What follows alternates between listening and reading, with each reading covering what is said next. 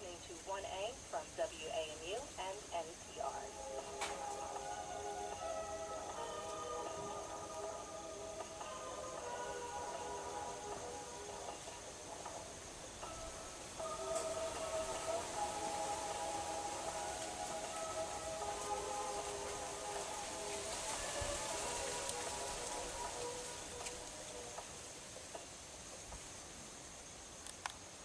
In the 1980s, double agents spying on the Soviet Union began to disappear. They put their lives in our hands, and we failed them. Now, computers are being used to discover insider threats. But are their conclusions reliable? They don't just predict the future, they cause the future.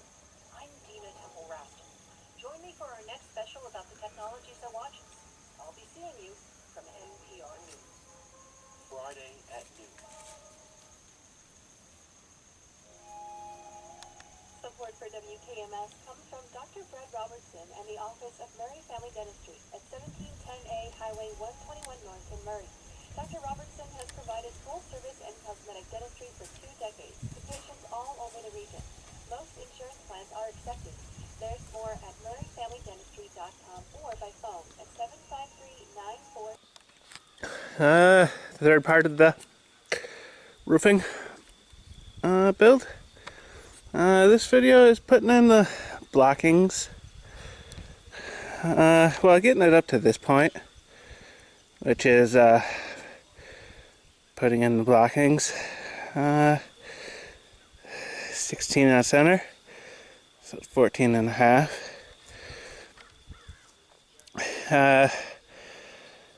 This is like just under, maybe like 3 inches from the eave overhang to the that one right there, that rafter.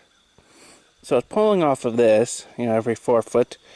So the ply was going to go 4 foot, and then half sheet, and then 8 foot. That's 3 voids is 8 foot, and then 3 more is 12 foot. 3 more is 16, 20. So those 4 foot marks are where my plywood butt ends are going to be.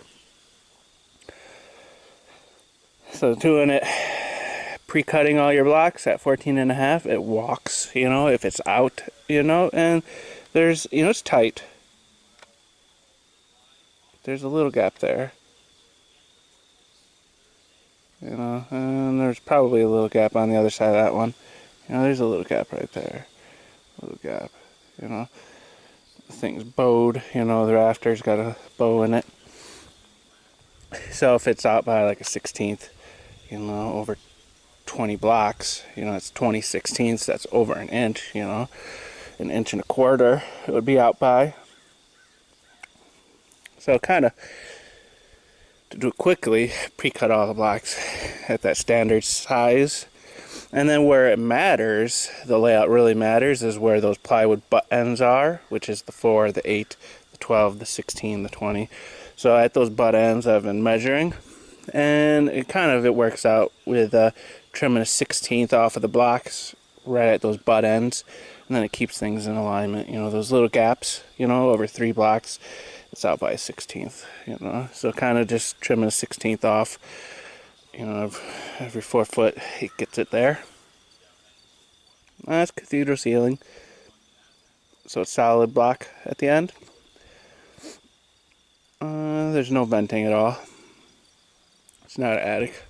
So putting in those blocks, I went ahead and picked up the last bit of the mud sill that I needed. They were 5 short. They didn't have 5 when they did the delivery, so it was 5 short. They ran out, but they got some more in stock, so I just picked those up and brought them over in the terrain. So putting in those blocks, or putting in those mud sills, cutting these blocks, cutting these blocks up, adding that 3rd block. I was going to do 2 every 6. Every 6 foot there would be a block. The end one, the 6 foot up there would be a block, and then it's pretty much the end.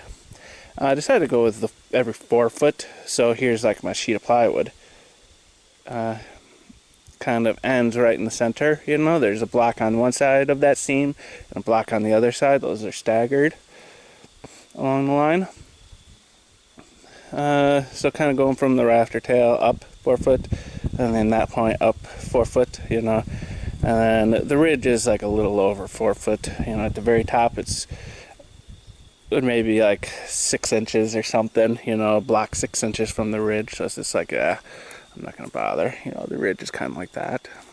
I guess the thing here is I'm not putting any fascia on. I'm gonna do the metal.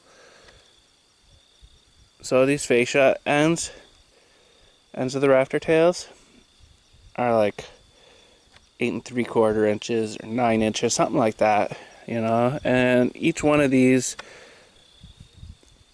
you know, sections on this, there's, you know, a handful of sections on that. I'm going to cut each one of those strips, you know. And those strips are about a 1/2 inch longer than my rafter tails. So I'm just going to use those on the rafter tails. But if I were adding material, you know, like 2x material, that would be 1.5 inches. These things would be down 1.5 inches to keep it on center, you know. So it is important to consider the rafter tail, you know, the fascia when marking these lines. I'm just doing the sheet metal, which is like nothing, you know. But it'll be nice and fire resistant that way, you know. It'll bow a little bit, you know. Those are 14 inches out, the overhang on this edge, so they'll warp a little, but not too bad. But yeah, cutting the blocks, I just went ahead and had like 4 12-footers, had them cut them into 6-foot lengths in the store, and then I can haul them in the train, you know, in 6-foot lengths, cut them up for the blockings. Putting in the blocks, cutting various things, you know, cutting these, you know, those were at the bottom of the stack over there, you know. There's the last section of the ridge right there. Kind of putting the metal on that ridge, installing the ridge, installing that, you know, the last of I still need 4 more rafters. They didn't have enough, you know, when they did the delivery, they ran out of stock.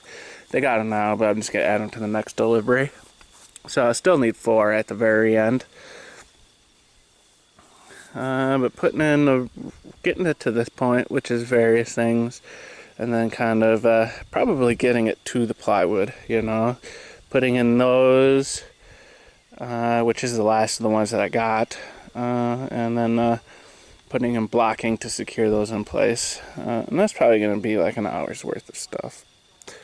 So yeah, that'll be this video. From NPR, this is Hidden Brain. I'm Shankar Vedanta. Millions of tweets are posted every day. Most of them get little attention, but there is one user whose tweets always make news. Ding, ding, ding, there's been a POTUS tweet. The president is up and tweeting this morning. He just tweeted 2 minutes ago this. He said, "I'm extremely pleased to see that CNN has finally been exposed as fake news and garbage journalism. It's about time." Trump tweeted, quote, "The United States has foolishly given Pakistan more than $33 billion in aid over the last 15 years, and they have given us nothing but lies and deceit." Thinking of our leaders. This is not an episode about Donald Trump. It's an episode about an emotion that predates him, but that he has taken to an extreme. We now hear this emotion in the way we talk about a broad range of topics. The emotion is outrage. With the stench of blatant bias and partisanship surrounding the Russia probe worsening by the day, it's humiliating to be an American and allow for this type of vicious, behavior to the way happen. she said it, vicious F word. That's not somebody Even that the loves our heads of country. these psychotic Democrats and their friends in the media. Sad what happened to me. I'm a sellout. You are a sellout. Just like the president, many Americans have come to believe that the only way to spur change is by ginning up anger. It isn't enough to say your opponents are wrong. You have to say they are reprehensible. This can be for big issues like immigration and healthcare. It can be for smaller issues like the new album by Taylor Swift or the popularity of pumpkin spice. Is all this outrage effective? Well, yes. For every moral, emotional word that people use in a tweet, we found that it increased the rate of retweeting from other people who saw it by 15 to 20%. But it comes at a cost. Outrage now leaps from our social media feeds and television screens to PTA meetings and family reunions. Many people feel overwhelmed by the shouting and disengage. Others are so consumed with fury that they become unrecognizable to their friends and neighbors.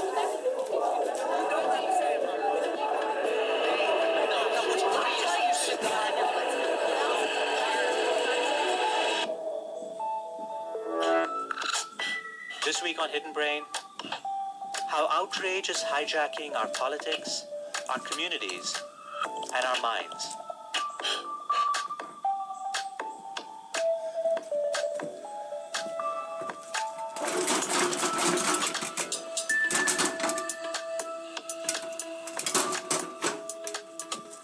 Saturday, January 19, 2019.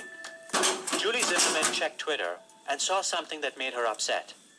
It was a video filmed hundreds of miles from her home in Ohio at the National Mall in Washington, D.C. There was this older Native American man, and these kids surrounded him and were yelling things at him and laughing at him. And they were blocking his path. He apparently was trying to, walk over to the Lincoln Memorial or something like that, and they wouldn't let him through. The kids surrounding this man looked like 15-year-old boys. They were nearly all white. A few were making gestures that looked like tomahawk chops. Some wore hats that read, "Make America Great Again." These kids were making fun of this guy because he was Native American, because he had a drum and was chanting something unfamiliar to them. It was pretty cringeworthy. We're going to look at Julie's encounter with the story in some detail because it's revealing about how outrage works today. Like many others watching that day, Julie fixated on one boy in the video. He was standing directly in front of the Native American man, staring at him. He had what looked like a smirk on his face as the older man sang. His image evoked all the horrifying things Americans have done to Native Americans throughout the centuries. As the day went on, more details emerged. The boys were students at Covington Catholic High School in Kentucky, just across the river from Cincinnati, where Julie lives. I started seeing tweets that the kids were chanting, "Build the wall, build that wall." Julie's son was around the same age as the kids in the video, and he also went to a Catholic school. Julie texted him. I said, if I ever caught you acting that way, I'd be horrified. By the evening, Now to the outrage over a video showing the story was everywhere. By now, it's likely that you've seen this video. You've probably seen it by now, the viral video sweeping the internet of a mob of MAGA hat-wearing high school students. A troubling scene many are calling racist played out in Washington yesterday on the steps of the Lincoln Clearly, Memorial. these boys are not getting a good education because it makes little sense to angrily chant "Build the Wall" to a population with literally zero illegal immigrants who were here long before we were. I talked to a friend of mine who lives in New York, a former roommate of mine, and she said her yoga teacher called and said, "Let's drive to that school in Kentucky and protest." Like, that's the sort of level of reaction people were having to this. Like, this yoga teacher in New York wanted to hop in the car and drive 10 hours to protest in front of the school. While Julie's friends were texting her messages of outrage, her son was having very different conversations about the same video. His friends had started texting him at some point on Saturday saying, I think that these guys are getting a bum rap. I don't think they're guilty of what they're being accused of.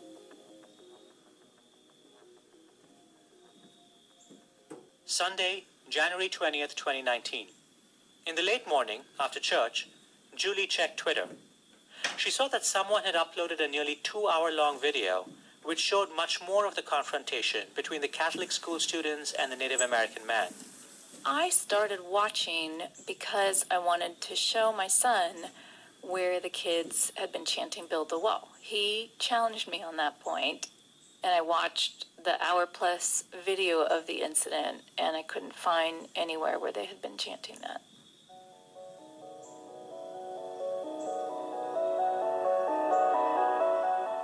And that wasn't all. This is what the longer video showed.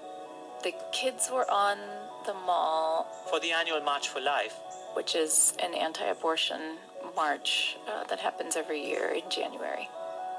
It was right before Martin Luther King Day. The mall was packed.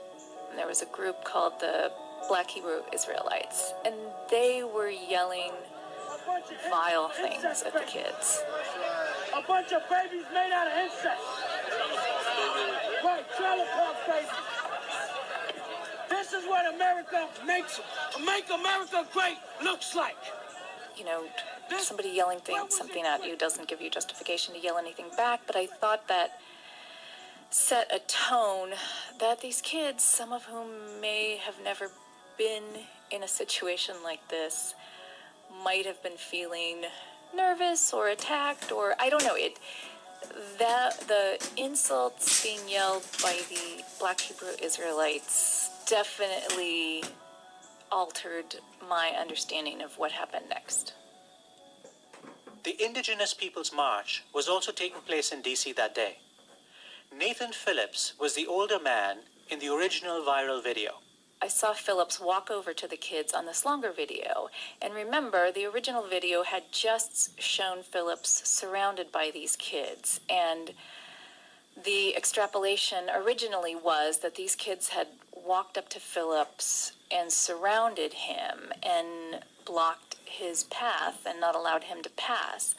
Well, as you watch the longer video, you see Phillips and an entourage. I mean, there were a lot of people with Phillips all walking over to talk to the kids. So Phillips had not been trying to get somewhere, and these kids blocked him. He actually went up and initiated the interaction with the kids. And what were the kids doing? What were they chanting? What were they shouting? Some of them were trying to make their friends laugh. Some of them were being offensive. I think, doing a tomahawk chop is an offensive thing to do. And the student who was smirking at Nathan Phillips? He was laughing for a while, and then they kind of locked eyes. And I don't know what he was thinking. I don't know what he was feeling, but I've seen that look on teenagers where you've got waves of thoughts passing through your head, and your underlying thinking is, what do I do? I don't know what to do, He looked nervous to me.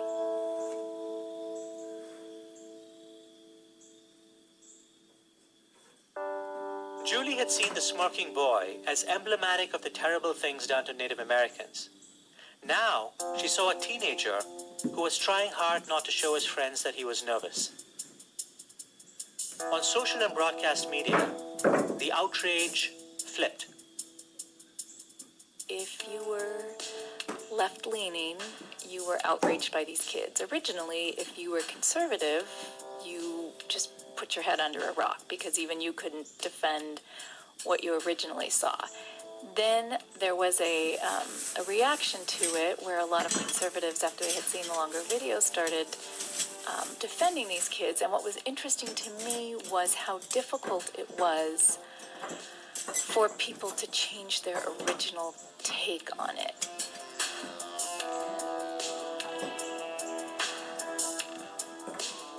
I was afraid to tell a few people initially that I had changed my mind about the Covington Catholic thing, which is crazy. Like, why can't you just say, I think I was wrong about this? But I knew some people would be upset because it's as though you're giving your enemy ammunition by admitting that they might be right and you might have been wrong. And you can't ever show weakness or admit that maybe the other side has a point. Julie told a friend about her change of heart, and her friend encouraged her to write an essay about it. And I wrote that essay probably in 15 minutes. I mean, it just spilled out. And I submitted it for publication, and it was published very quickly The essay was published in The Atlantic. The headline read, "I failed the Covington Catholic test." In the piece, Julie admitted she had been hasty and quick to judgment. Almost immediately after her essay was posted, it prompted howls of outrage from the right. My essay was weaponized against liberals, against progressives. And it made me uncomfortable to see that. Like, oh gosh, did I make a mistake here? My brother-in-law called my husband to say, Rush Limbaugh just mentioned your wife's name on the air.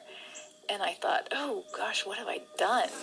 The drive-by media outlets that really roasted these kids from Covington was at the Atlantic. And a writer at the Atlantic has published a piece, "I failed the Covington Catholic test. Next time there's a viral story, I'll wait for more facts to emerge." Julie Irwin Zimmerman. She was one of the early pilers on, and she's begging forgiveness. She failed the test. She went along with what... Why does anybody in their right mind, I know the temptation, but why isn't there even a moment's pause when anything from social media becomes source material in drive-by media? It is a cesspool, and everybody knows that it's a cesspool. Rush Limbaugh was wrong in several ways. Julie didn't work at The Atlantic and had nothing to do with their initial coverage. And she was not an early piler on. Before she wrote her essay, she herself had posted nothing on social media about the Covington Catholic students. In addition, lots of journalists had in fact covered the story with nuance. Ironically, Rush Limbaugh was doing exactly what Julie had initially done. He was leaping to sweeping conclusions about liberals, about Julie, about journalists, with very limited evidence. This is the way our cycles of outrage work. Each blast produces misstatements, exaggerations, and errors. These are then seized upon by the other side, which proceeds to produce its own misstatements, exaggerations, and errors. The cycle feeds on itself.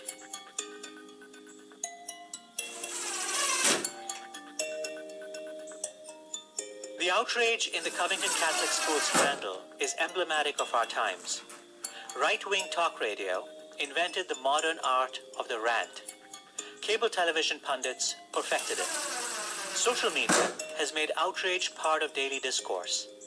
Now, instead of a handful of screaming voices on radio and TV, you have thousands of people on the right and the left enraged about politics and each other. Events that would never have been considered news stories now dominate the headlines. Julie used to be a reporter and editorial writer at the Cincinnati Enquirer. If you were my editor and I came to you and said, yeah, this Native American guy and these kids in MAGA hats kind of got in this tense standoff on the mall today, and I think it's a story. Any self-respecting editor would say, well, did somebody get shot?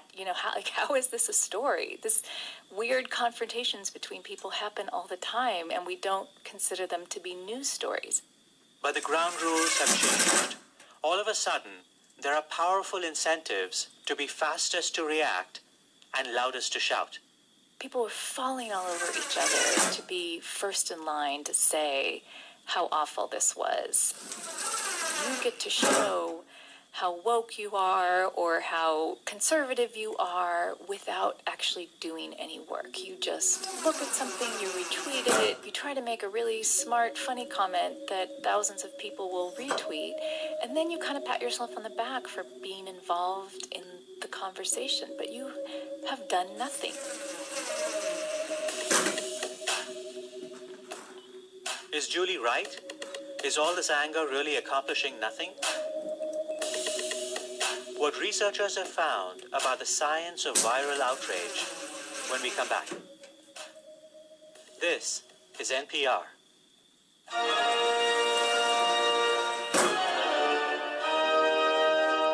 If the cobwebs on your steering wheel are starting to creep you out, it might be time to donate your old car to us.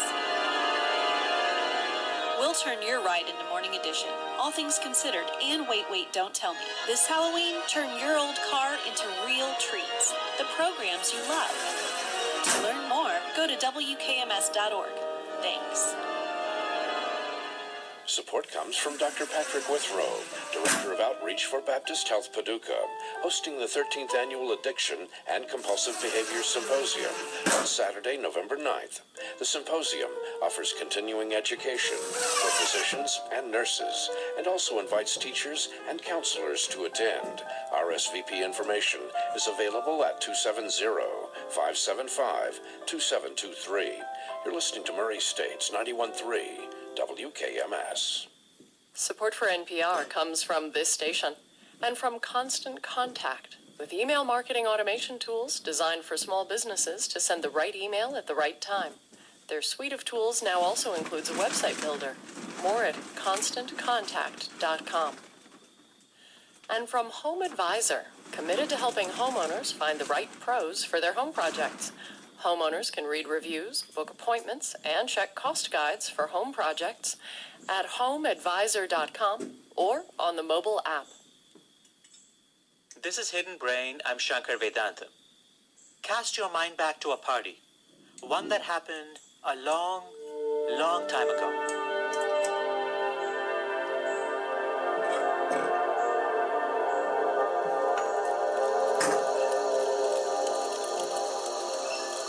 Someone at this party does something bad, maybe steals something. The group has to decide what to do with this lawbreaker. Do nothing, and the transgressor might do bad stuff again. Better to punish him or cast him out. Over thousands of generations, humans learned that punishing bad behavior accomplished useful things. It's like evolution placed a bet on that being a good idea for the group. This is Yale psychologist Molly Crockett. Molly says outrage about wrongdoing and the punishments it produced kept people in line. This was good for the group. It also happened to be good for individuals. Our brains evolved to give us a little boost when we get outraged and punish someone. When people decide to punish somebody who's behaved unfairly, we see activation in brain areas associated with reward, including the striatum and the medial prefrontal cortex. In layman's terms, calling out another person's bad behavior feels good. Molly and her team have conducted experiments where they ask volunteers to play the role of a punisher. When the volunteer sees something unfair, she can punish the person responsible. Molly says people asked to play the role of punisher are not only willing to penalize wrongdoers, but to make personal sacrifices in order to do so. For example, in one experiment, the punisher sees that someone has divided a pot of money unfairly rather than share it equitably with another person. I can spend some money to burn your money, and you get sent a message saying that that happened, and you get a final payoff, and you learn how big it could have been if I hadn't burned some of your money. In this rational model of punishment, wrongdoers know they are being punished. In fact, it is this knowledge that is supposed to act as a deterrent. But Molly and her team asked a deeper question. Would volunteers also be willing to punish transgressors who don't get told they are being punished? The only reason why I would punish you when it's in secret is if I get some personal satisfaction from knowing that you, as an unfair person, end up with less money. Even when transgressors had no idea they were being punished, when they didn't know how much they would have received otherwise, Molly found that punishers were more than happy to mete out justice. There's a sort of visceral satisfaction in doling out punishment, and this is corroborated by the brain imaging evidence, which shows that when we decide to punish, we see activation in brain areas associated with reward. Outrage, in other words, has been so valuable in our evolutionary history that it operates like other important biological functions. It gives us pleasure.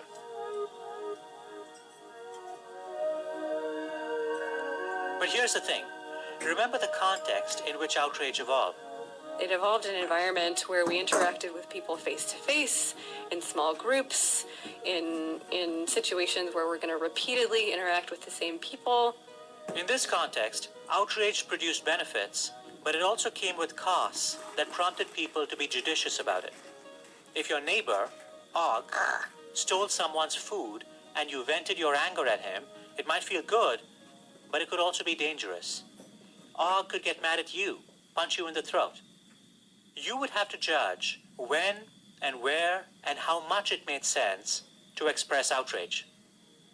What happens when we take an emotion carefully calibrated for small net groups and give it a global platform? It's not very well equipped for the environment in which we find ourselves now, where the audience is much, much bigger than it traditionally has been. Now I can be angry at total strangers half a world away. And my physical costs of expressing that outrage? Close to zero. Given that the psychological benefits are high and the physical costs are low, there are few checks on outrage anymore. This is why many of us today feel surrounded by outrage. It's nearly impossible to escape. No, what's funny is you sit behind your cushy thousands and chair. thousands of United States veterans have gone into No, you the don't line of understand fire. my point, because you never lived the day in my life. It's absolutely appalling. Are you trying to say that this country does not... Molly has noticed something else. Many of us don't want to escape the vitriol. People on both the right and left revel in it. As a user of social media, one thing that I noticed in my own behavior, particularly after the 2016 elections, was just how much more time I was spending online, and particularly how I felt myself getting sucked into feedback loops where I would read something, I would feel outraged about it, I would feel compelled to share it with my friends, I would then be sort of obsessively checking to see whether people had responded, how they had responded, lather, rinse, repeat. Every time Molly plugged herself into circuits of outrage, every time she fired off a zinger about President Trump, the ancient circuits in her brain gave her a little reward. Fast forward to early 2017. President Donald Trump's executive order barring many foreigners, including all refugees, from entering the U.S. caused confusion at airports around the world. Travelers have been... The Trump administration began advancing a series of anti-immigration measures. A friend of mine shared an article that the story was about something like the economic benefits of immigrants and how farms in California were seeing tomatoes rot on the vine because they couldn't find enough workers to harvest those tomatoes. And I read this, I was outraged, I shared it, and then a lot of my friends liked it, and then I got a comment from someone that I didn't even really know that well, and they said the date of this article is 2011. 2011. The president at that time was not Donald Trump, but someone Molly admired, Barack Obama. Molly quietly deleted the Facebook post, but the incident was a wake-up call. She looked back on her behavior, how she would get lost in a world of posts, shares, and likes. It was like coming out of a trance and having this realization that time had disappeared and that I had been engaged in a feedback loop, not unlike the apparatus that my PhD lab used to train rats to press levers to get cocaine, literally. Like, I'm not saying that social media is cocaine. I think there are actually really important distinctions between substance addiction and social media use, and they get conflated a lot in the media.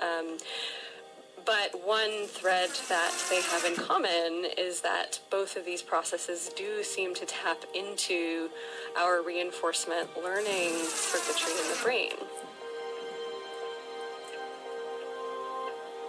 Most of us underestimate how powerful this brain circuitry can be, how vulnerable we are to the psychological rewards that come from feeling really, truly mad about something, and then seeing our outrage amplified by others.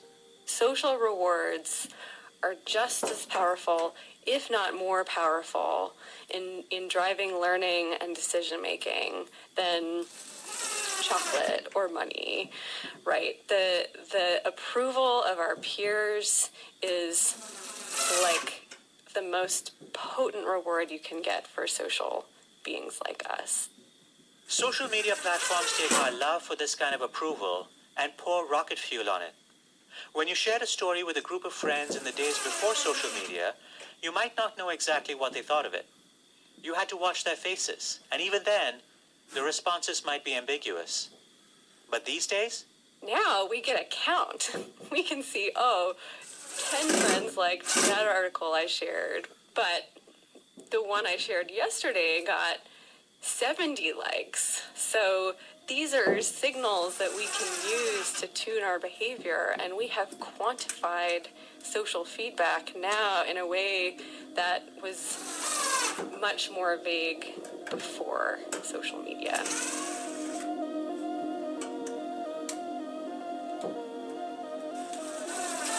Since humans are smart animals who learn quickly from feedback, we discovered that there are very specific ways to get this delicious social approval. My name is Jay Van Bavel. I'm a psychology professor at New York University. Jay and his team have analyzed more than 500,000 tweets. He has found there is an easy way to dramatically increase likes and retweets. For every moral emotional word that people use in a tweet, we found that it increased the rate of retweeting from other people who saw it by 15 to 20%. Posts were retweeted 15 to 20% more if people used a moral or emotional word. The list of words that Jay and his colleagues defined as moral and emotional is quite long. Curse words are on the list, of course. Some other examples are words like hate, war, greed, punish. Jay read me some sample tweets. So on the topic of same-sex marriage, here's an example tweet from a conservative. Gay marriage is a diabolical, evil lie aimed at destroying our nation. And the moral emotional words here are evil and destroying. And they're both the negative, highly potent words. From a liberal, we have a tweet. New Mormon policy bans children of same-sex parents. This church wants to punish children? ? Are you kidding me? Shame. You can also generate outrage without using those specific words, of course. You can say, can you believe she said that? Or, what kind of a country do we live in today? Jay's analysis didn't include tweets like that. But even using his more conservative measure, Jay found that moral and emotional words caused messages to spread. And you can, jam a lot of words that have moral emotions in them in a single message and increase the likelihood your message is going to be shared by 60 or 80 or 100%. This outrage often begets more outrage. Twitter is weird because, there's a level of outrage. Then you have people who are outraged about the outrage because it's the wrong type of outrage. Then you have people who are outraged about that outrage. And then you have another group of people who are outraged that you're not outraged enough. So you have these 4 forms of outrage going on at any given time, and it just cycles through issue after issue on a 24-hour basis. To be sure, outrage sometimes produces real change. It can bring together marginalized communities. It can fuel social movements, such as the Arab Spring or Black Lives Matter. It can help win elections. That's right. Outrage can be especially effective if your goal is to pull someone down. After all, this might be what the emotion was designed for in the first place. Today, Al Franken took to the mic as his political career came crashing down. I will be resigning as a member of the United States Senate. His resignation came after a number of his colleagues I made a mistake and I was wrong. In an apology video posted on Twitter, Kathy Griffin is begging for forgiveness after images of her holding the Stunning Oscar news overnight. Kevin Hart stepping down as host. This came just days after his name was announced and, of course, after a firestorm over past anti-gay tweets.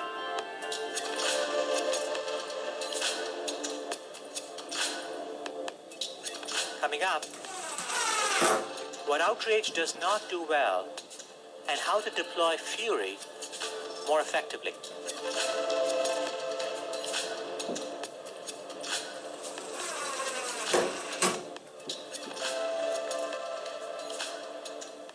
This is NPR.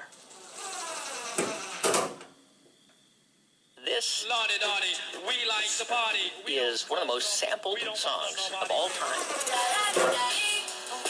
So what's really original? I think you'd be really hard-pressed to listen to something today and not be able to at least find 4 bars of it that's completely derivative of something else. I'm Guy Raz. Music, inventions, philosophy, art, everything is a remix. Next time on the TED Radio Hour from NPR.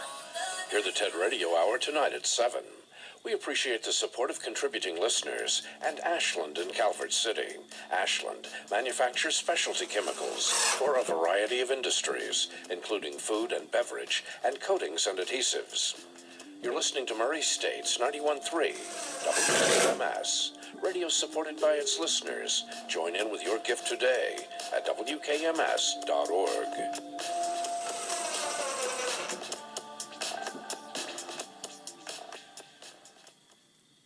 Support for NPR comes from this station and from C3.ai. C3.ai software enables organizations to use artificial intelligence at enterprise scale, solving previously unsolvable business problems. Learn more at C3.ai. And from the NPR Wine Club, where every bottle tells a story and NPR shows become wines, available to adults 21 years or older. Hear the story behind the wines on a smart speaker by saying, Open NPR Wine Club. This is Hidden Brain. I'm Shankar Vedantam. It can feel good to start a fire, to see all the push notifications that come to your phone as people like and retweet your outrage. Studies show that the more outrage you demonstrate, the more your message is likely to spread. But psychologist William Brady at Yale says there is a great paradox in the way outrage works. Outrage leads to engagement, but not always to change. The type of people you're getting to that is giving you the shares and the likes, it tends to be people who share your political views, so people of the same political ideology. In other words, outrage is very effective at spreading a message within an echo chamber. The use of outrage, the use of moral and emotional language on social media, it really depends on the context and what you're trying to accomplish. If you want to rally the troops, get my people who already agree with me to get interested and to get motivated to act, or is it really to try to persuade others?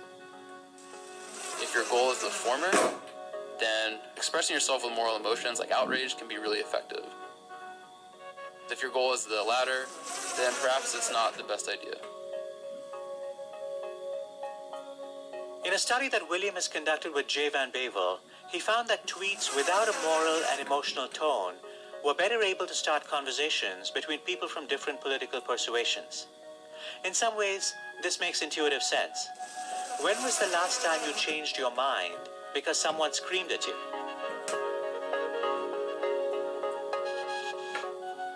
And that leads to an interesting question. Why do we still see so much outrage, even when we know that it causes the people who disagree with us to tune us out? Aren't those precisely the people whose minds we want to change? Molly Crockett thinks there's a reason beyond our own personal motivations. It has to do with the business model of social media platforms and broadcast outlets. The goal of the platforms is not the explicit goal of keeping us outraged. It just happens to be that outrage is one way to grab attention and increase engagement. And their goal is engagement and holding our attention as much as possible because that's what's monetized in the business model of the social media platforms. The private benefits of outrage do not flow only to big companies. Increasingly, pundits, commentators, and social media influencers use their visibility to drive advertising, book sales, and brand development. There is a new #1 atop the New York Times bestseller list. Tucker Carlson's Ship of Fools, unseating Bob Woodward's fear, Trump in the White House. What motivated you to write this book? Well, you know, during the 2016 election, I was noticing the level of anger. You like my shirt, that was guys? just palpable. Oh, yeah. ShopTYT.com. And if you haven't ordered it yet or you haven't This is my picked it up, make sure you do favorite that. TYT It's a shirt great because 4th of it's July read because it's all about what makes These private incentives explain why the well for outrage runs deep, why there are new things to be outraged about every hour of every day. While this makes excellent sense for the business models of influencers and their media platforms, Molly says it does not make much sense for the rest of us. It's just constant. There's a constant drip feed of outrage, and it makes it hard to know where to focus your efforts.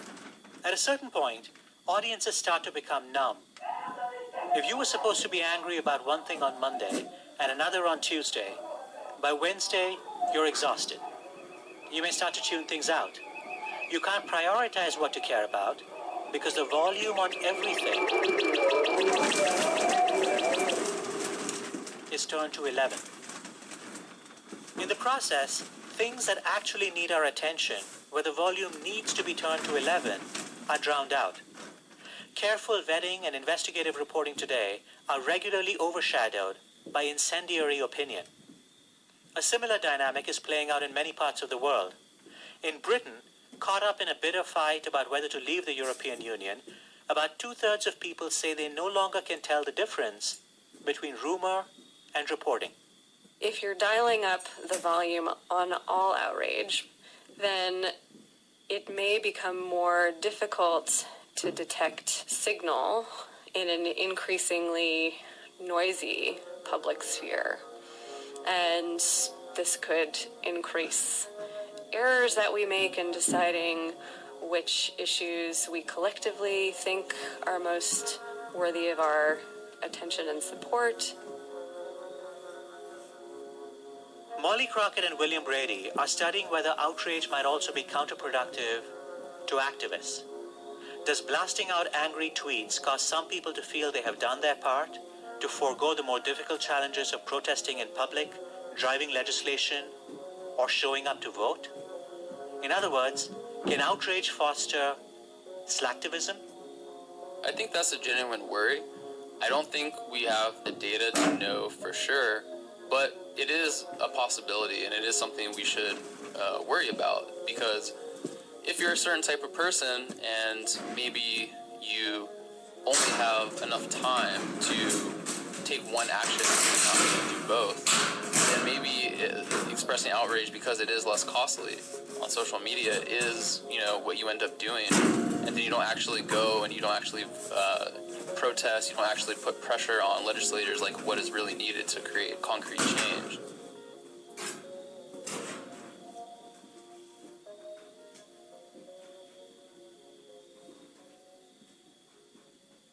For her part, Julie Zimmerman says her experience has changed the way she feeds off outrage. If you can limit yourself to just those occasional check-ins, a lot of the stories that are wasting people's time have gone away by the next time you sign on. She's also decided to refocus her emotional energy. You can stand up and be super outraged about something national, but if you really want to have an impact, go pick up litter in the intersection near your house, or go, work at an animal shelter. Like, there are things that we can do every day that improve our lives and the lives of people around us, but they don't give us that, that drug of having a hot take spread around social media. We tell ourselves, well, we're being good citizens, we're keeping up on the news, we're just entertaining ourselves, at great expense to our society.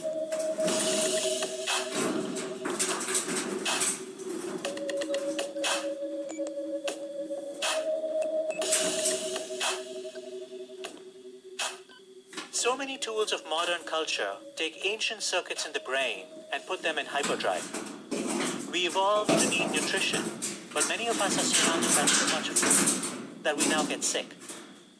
We evolved to care about relationships, but social media has weaponized this, transforming personal connections into metrics of self-worth.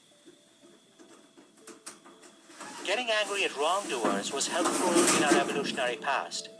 But when people apply that same impulse today on talk radio and Twitter, what we get are doxing and death threats. Our capacity for outrage, honed over millennia, gives our society guardrails. It tells us how we are supposed to behave, and it can lead to positive change. But used recklessly or for self-promotion, outrage can poison the way we interact with each other. It can imprison us in our own echo chambers.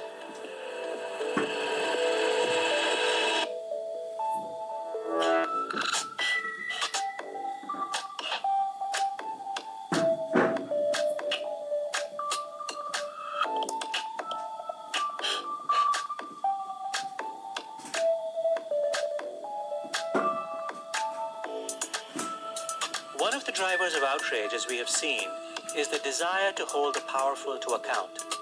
But here's one question we haven't explored. Why don't powerful people hold themselves to account?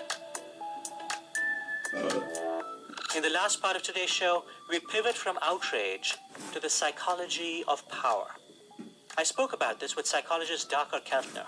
He's the author of the book, The Power Paradox, and he's identified something counterintuitive about the types of people who rise to power.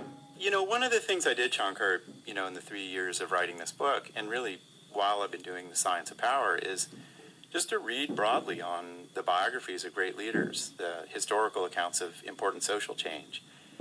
And what I encountered is time and time again that there are these examples, very compelling examples of great leaders who lead through advancing the interests of other people. Abraham Lincoln was such a compelling example, and I love this observation about him of Thurlow Weed, who was a journalist at the time and a close student of the politics of Lincoln's era. And he's like, what is it about Lincoln that accounts for his really unpredicted rise to power? He's a poor guy, awkward, didn't have all the advantages that often give you power. And he said, Lincoln sees and hears everybody who comes to him. Brute force, in other words, is not a sustainable strategy for leadership in a democracy. Rather, it is empathy that helps people ascend to the top of the pyramid. But if that's the good news, there's also bad news. Once people are in positions of power, Ducker says, they often forget about their humble roots. And that's why I call the book The Power Paradox, which is, if you look at this social science of power, we get power through, the pro-social tendencies that we are endowed with. But then once we feel powerful, or we come from a background of privilege and feeling above others, we lose those tendencies. Let me give you an example. There are a lot of studies that show that empathetic practices get you power. So one of my favorites is work by Woolley and colleagues showing, you give teams these complex problems to solve. And it's really the more empathetic individuals that make their teams stronger and perform better, right? They're listening well, they're asking good questions, they're paying attention to other people. So empathy makes the team and the individual stronger. And then what we started to show in our lab is once we feel powerful, our capacity to empathize and to know what others are thinking really is diminished. So in one study, really simple, we, bring people to the lab. We have them engage in this exercise where they compare themselves to the real poor people of society, and it makes them feel powerful. Or they compare themselves to the kind of the elite of society, and they feel, as a result of that comparison, less power. And then we just present them with some photos of people expressing different emotions with subtle muscle movements around the eyes, like concentration or flirtatious or decisive. And what we find is when you feel powerful, you lose your ability to read emotion in people's facial expressions.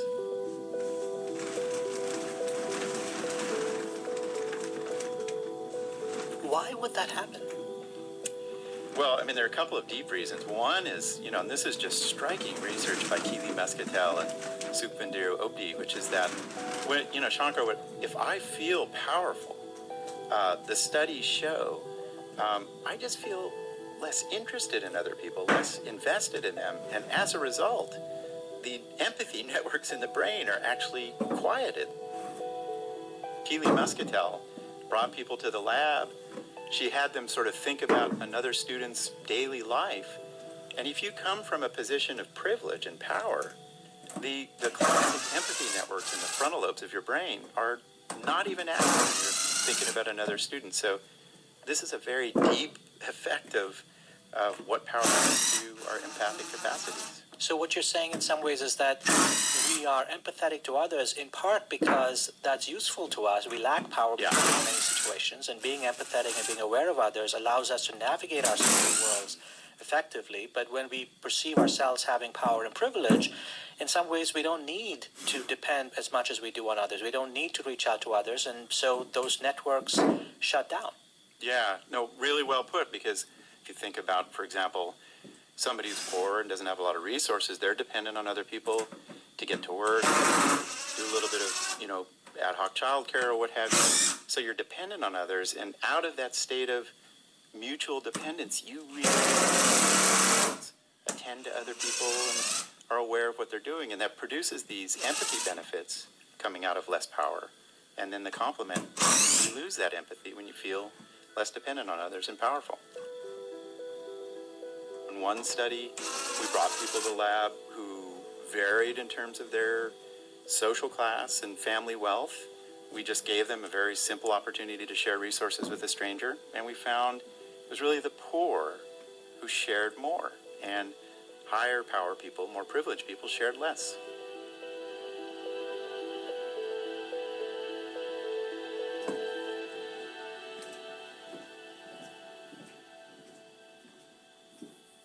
So it's fascinating because, of course, what you see in these lab experiments is often reflected on much, much bigger stages where you see people in power abusing that power. And, at one level, the conventional view, I think, is sort of to say these are just people who were bad people who rose to the top. But what you're suggesting is actually something more complex and in some ways much sadder, which is that these might not be bad people who rose to the top, but these might be good people who rose to the top, and power has made them bad.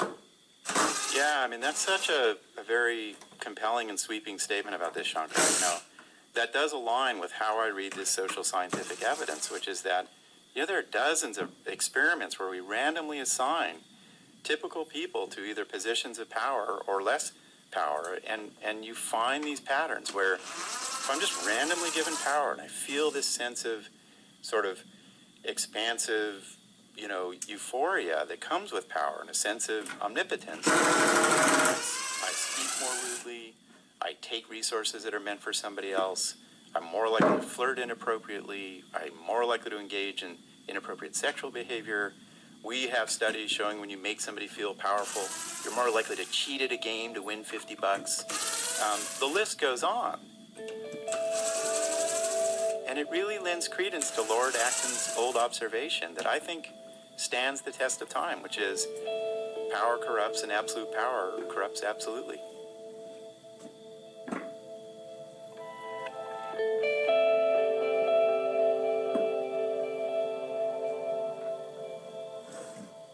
You talk in the book about leaders who are able to overcome the paradox of power, and we talked earlier about Lincoln and how his rise to power was marked by demonstrations of these positive behaviors. But you also write about how he was able to retain a sense of that kinder, gentler, more empathetic self, even as he acquired and wielded great power. Talk about that story and what he did that might be illustrative for the rest of us.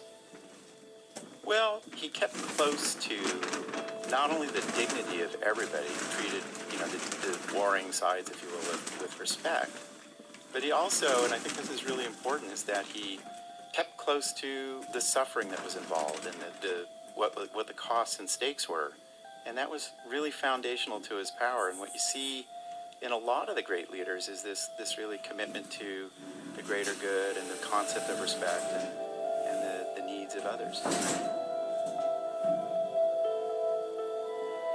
Dr. Keltner is a psychology professor at the University of California, Berkeley. He is the author of the book, The Power Paradox.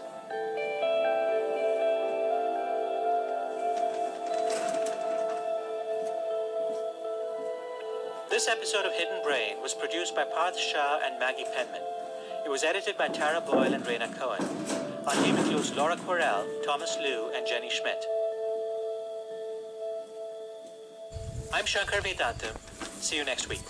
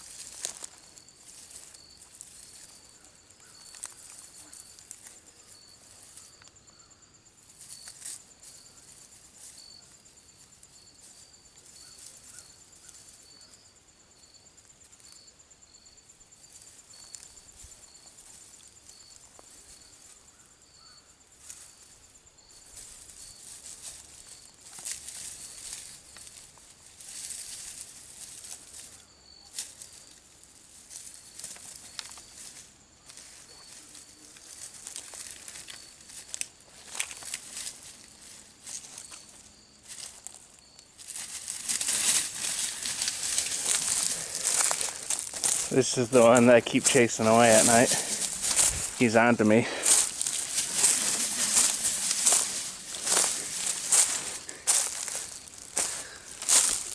haven't found where he lives yet. Interesting. It's always at night that I chase him.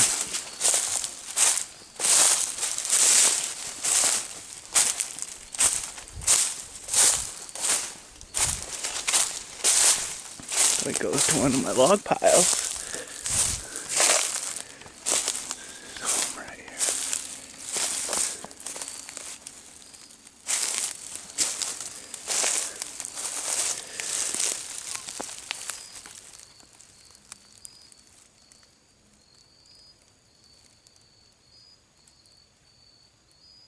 Gets to a safe spot and then stands still.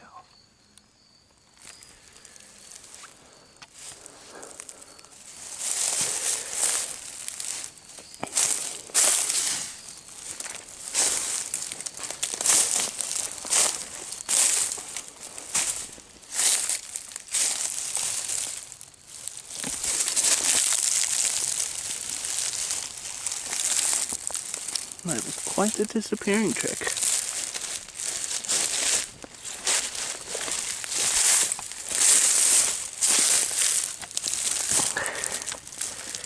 That's his tail right there. But the rest of them is under the pine needles. Just disappeared.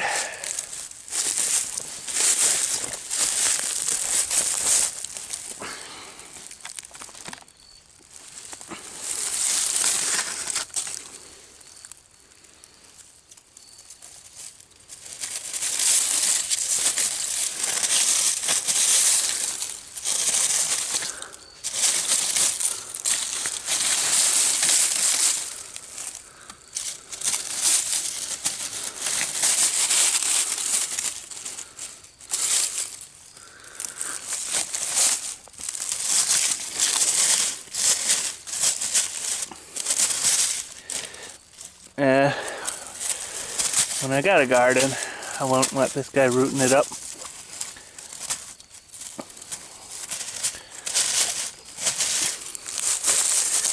That's a shell right there.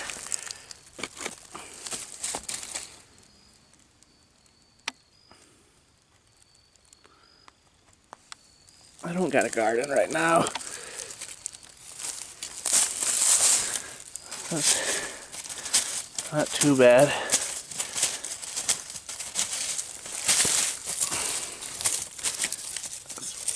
Where his tail starts.